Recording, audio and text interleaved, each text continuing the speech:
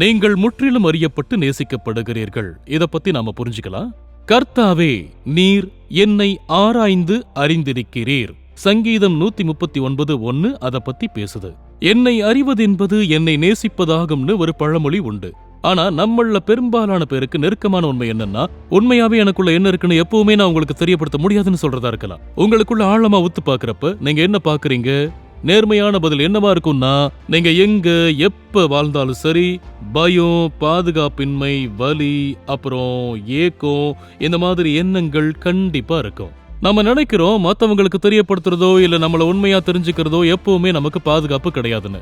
ஆனா தேவனை பத்தி ஆச்சரியப்படுற ஒரு விஷயம் இங்க இருக்கு. தேவன் சொல்றாரு, நீங்கள் முற்றிலும் அறியப்பட்டு நேசிக்கப்படுகிறீர்கள். இன்னும் சொல்ல போனா, தேவன் உங்களை எந்த அளவுக்கு தெரிஞ்சு உங்களை நேசிக்கிறாருன்னு சொல்ற ஒரு முழு கவிதை இல்லனா சங்கீதம் இருக்கு. சங்கீதம் 139 இப்படி தொடங்குது. கர்த்தாவே, நீர் என்னை ஆராய்ந்து அறிந்திருக்கிறீர்.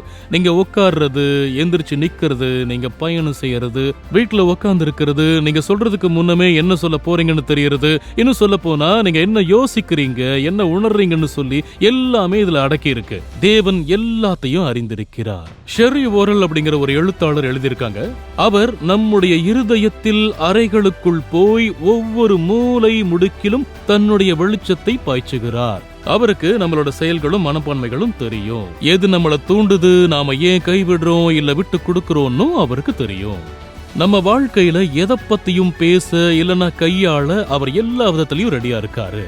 நீங்க தேவன் கிட்ட எதை வேணும்னாலும் கொண்டு வரலாங்கிறது மட்டும் இல்லாம, தேவன் ஏற்கனவே உங்களை பத்தியும் உங்க வாழ்க்கையின் பிரச்சனைகளை பத்தியும் யோசிச்சுக்கிட்டு தான் இருக்காரு. சங்கீதம் 139:17 இப்படி சொல்லுது, தேவனே, உமது ஆலோசனைகள் எனக்கு எத்தனை அருமையானவைகள், அவைகளின் தொகை எவ்வளவு அதிகம். நீங்க எவ்வளவு முழுமையா அறியப்பட்டு முழுமையா நீங்க நேசிக்கப்படுறீங்கன்னு தெரிஞ்சுக்க சங்கீதம் 139 நீங்களே வாசிச்சு பாருங்க. சொல்ல போனா, எனக்கு உங்களை பத்தி நல்லா தெரியும், நீங்க இருக்கிற மாதிரியே தான் உங்களை நேசிக்கிறதா தேவன் சொல்றாரு. தேவன் உங்களை ஆசீர்வதிப்பார்.